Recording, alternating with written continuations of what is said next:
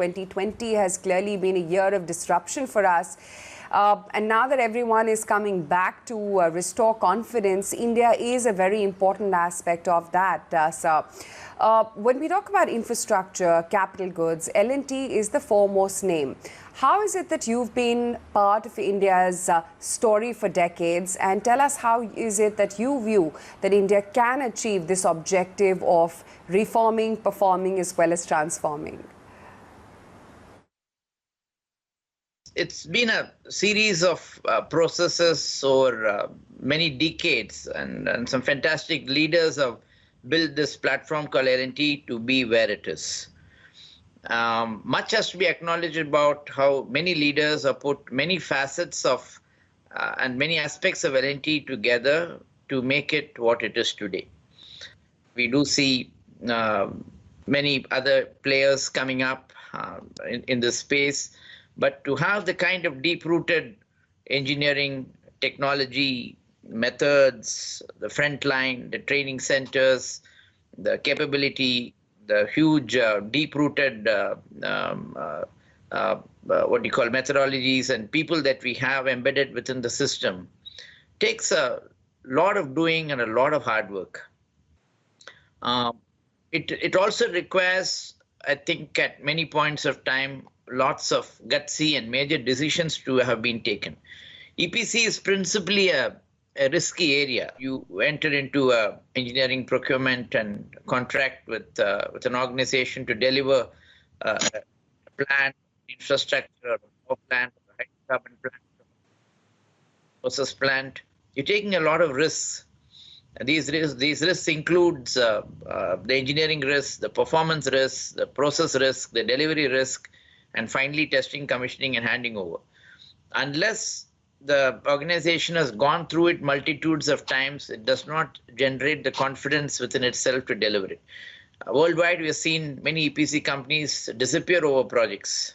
It's to our standing and good luck and God's blessing that we continue to be what we are and we continue to thrive in this. The seeds have been sown in many ways, and if you give me the time to explain it in a short manner, I will do it. Right. Mr. Subrahmanyan, the government has been very successful when it comes to the Make in India initiative. A plethora of announcements as well were made in the budget as well on this front itself. L&T is now at the forefront of self-reliant India. What more do you believe needs to be done on this front? In the world of EPC, to be 100% self-reliant is always a bit difficult because there is certain process and deep-rooted engineering knowledge which we don't possess. In some certain areas we do, in many areas we don't, and that we have to depend on world's leading engineering and process companies which have the knowledge, whether it's in the space of hydrocarbon, whether it's in the space of metal and specialized metals and such other categories. It will continue to be like that because everybody need not go to the moon. You have the knowledge, you have the access to get it, and you make use of it. But the fact is that an organization like us has worked with many of the leading process and engineering companies in the world. Therefore, we have an excellent association with them. We have done projects with them. We have gone through the ups and downs and goods and bads. And therefore, the relationship helps us to continue to develop on this relationship to produce a total EPC solution. But what we need to see is beyond process and engineering capabilities L&T has built. Not much is known to the outside world, but to be honest, to tell you, we have more than 7,000 engineers working within the various verticals of L&T, and to an extent, we would be one of the largest engineering companies in the world. We do the services more for our own projects. We hardly do any consultancy outside. But if we were a consultant company, we'd also be one of the largest engineering companies in this part of the world. Apart from that, we have our L&T Technology Services, which takes engineering to the outside world, including process engineering in certain aspects. And they have nearly 15,000 engineers working for them. So in a way, we are one of the largest pure play engineering companies beyond being engineers and contractors. Now, having said this, as we go forward, beyond engineering, there's procurement and contracting.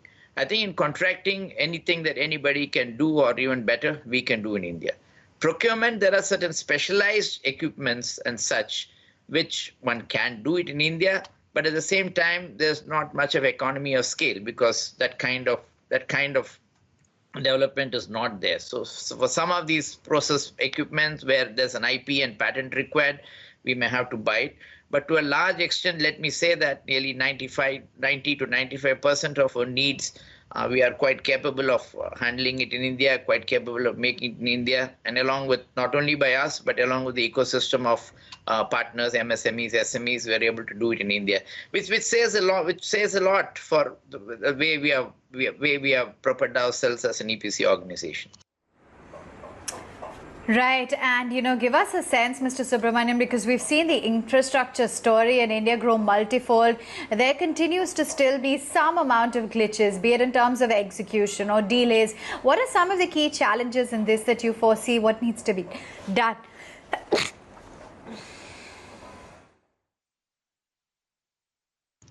Much of the problems in infrastructure is because of delays that occur due to various reasons. And also the way we go about choosing EPC players. It's my deep-rooted belief, having worked in India, Middle East, and certain other continents, including now in Africa and to some extent in Far East. A lot of emphasis has to be placed on how you pre-qualify the partner that you want to deliver your EPC. The unfortunate situation in India that we have gone on to, for obvious reasons, into the L1 method of choosing a contractor. Maybe rightly so. But then the way you choose L1 is important.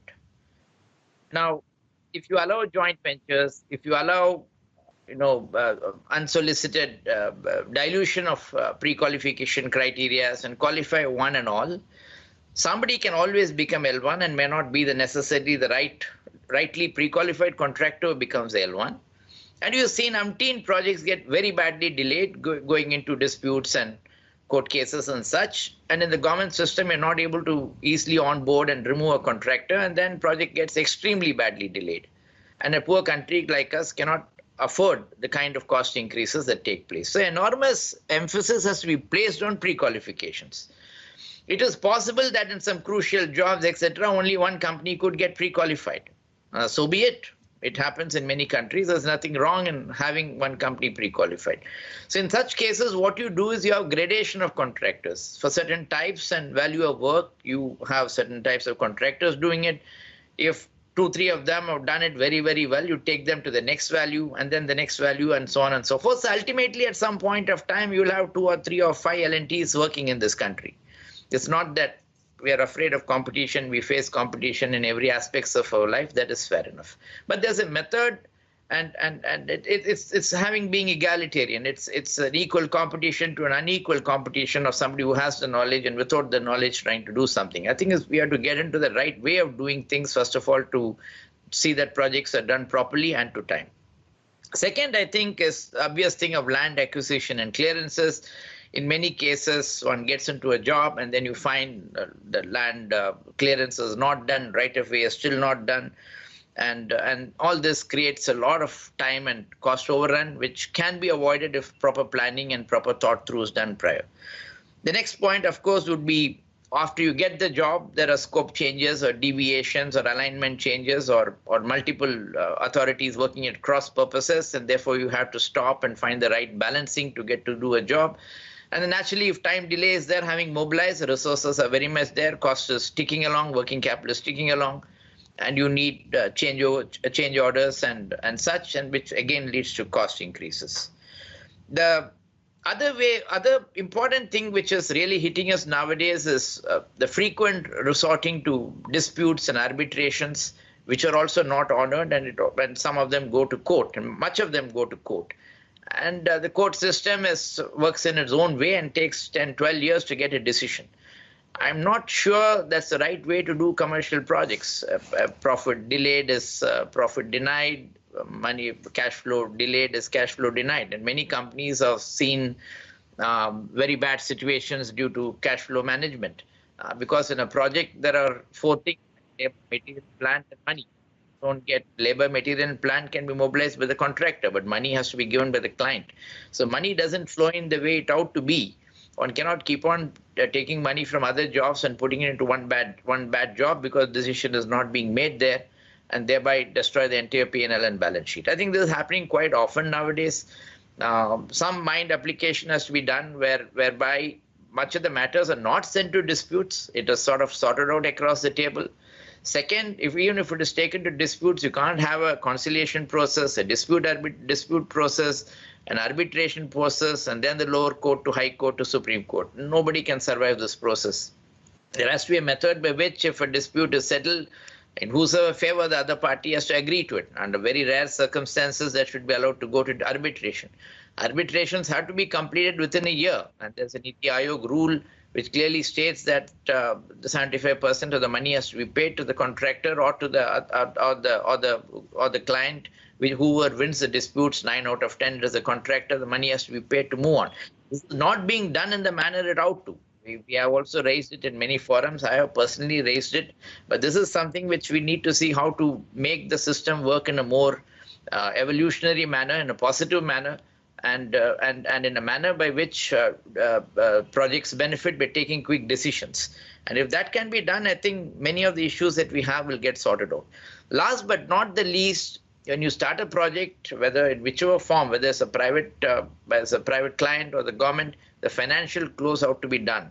Sometimes we have done projects fast enough, but the budget allocation is not there, and it has to wait for next year. And sometimes there's a dispute on the budget within the departments on what is to be allocated, and projects are suffered because of want of money. Sometimes the change of government takes place and priorities change. Contracts are not honored, or the shifting of budget takes place. Such if can be avoided, it is much healthier from an overall ecosystem point of view. It gives a better feeling to how we take forward projects. At the end of the day, we are a hungry country, and we need investments, we need projects in whatever form one does it. It's always good, and whatever project is done is always good. That's the way we view it.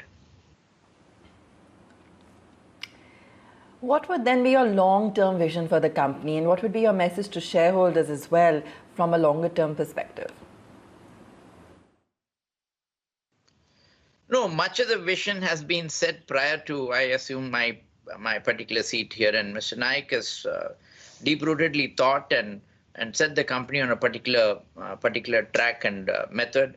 Much of the heavy investments that we need to do, whether it's heavy engineering facilities in Hazira, the huge power factories for making turbine and boiler in Hazira, the yards at Sohar, Hazira and Katupalli for fabrication and modular, and for both normal fabrication as well as heavy modular fabrications, the factories in Coimbatore, the shipbuilding facilities at Katupalli and fabrication yard therein, and the other factories, and also the land towards IT expansions, whether it is at Baroda, Mysore, Bombay, have all been, or Chennai has all been put into place. To that extent, my work involved in that kind of visionary things is to that extent is lowered, and therefore my immediate priorities was to concentrate on sweating the assets out, to maximizing the output that we can get from the assets that we have created. Some of these investments have not gone well, especially the investments in IDPL, the investments that we have done in Hyderabad Metro, certain heavy investments that we've done in Force Shop, on Hydel plant, etc. We're trying to move these assets out of our balance sheet by finding a good place to house them. It's work in progress, and I guess in a year or two that ought to be done. My emphasis has been more on the services side. So we acquired Mindtree recently. It's done quite well, and the company's got well integrated with us with a new leadership team there. We acquired smaller IT companies of platforms, digital, IoT, and Salesforce and such nature. It helps us to propel our IT businesses much further and in a more efficient manner. We've been placing more emphasis on engineering. So that's the way we look at it. So you look at L&T today, it's 65 to 70% EPC and projects, 10% manufacturing and precision engineering and defense, and the rest is services, which is all the 3 IT companies, L&T Finance, and if you want to call real estate a service. So my emphasis has been to push the services a little faster than what they were growing so far, and that will continue to be my emphasis. So if you find good opportunities, both organic and inorganic, to go there, we'll pursue that. And to sweat the assets on the EPC project side to whatever extent we can to become more global in nature. And we'll continue on that path as we see it. One of the things that we've been looking at very seriously is also the green portfolio. As you know, not much is known, but we are a large green player. We are the largest solar EPC in the country. We do about 550 to 600 megawatts every year.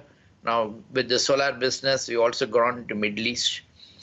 We have the largest contractors of hydel projects in the country. We have 5 to 6 projects going on at the moment. We are the largest contractors of nuclear power plants in the country. We have at least 2 projects going on at the moment.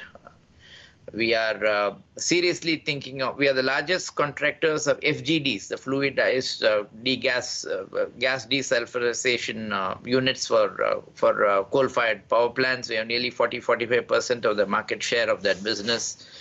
We are seriously thinking of looking at green hydrogen, that is hydrolysis of water and producing hydrogen. That's a business that we are seriously looking at.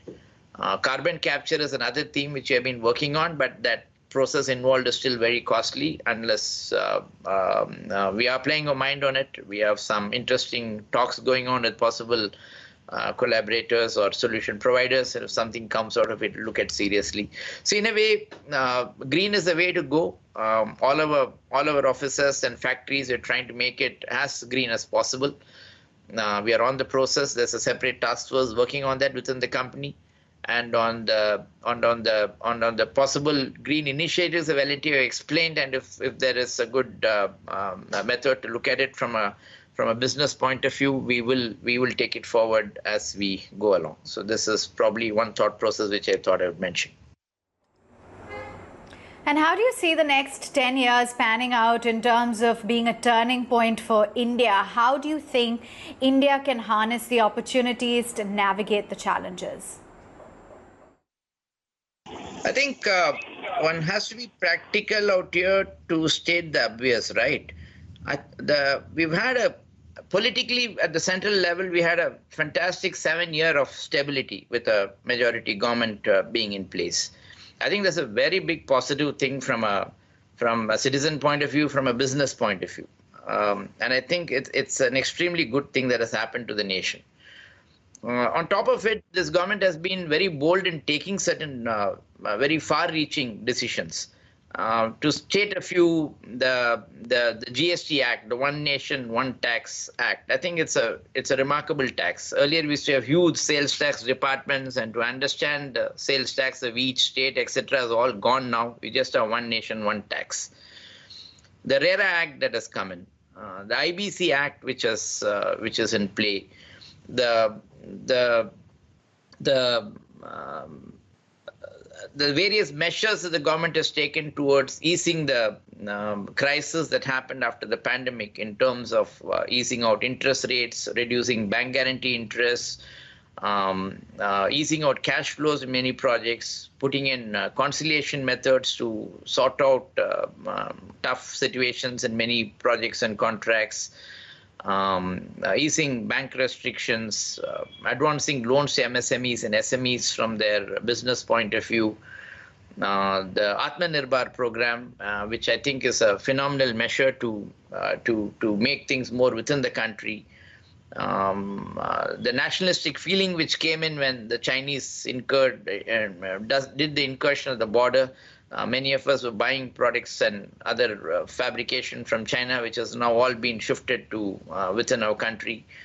I think the way we look at ourselves is totally different today. We are, I think, a more self-confident and more positive as people and as nation. Of course, the usual headlines in the paper on this nitpick keep going on because we are a vibrant democracy. But from an overall point of view, I think all of us feel a lot more reassured, a lot more positive, and a lot more self-confident in how we are going about our life and our businesses. L&T is part of that.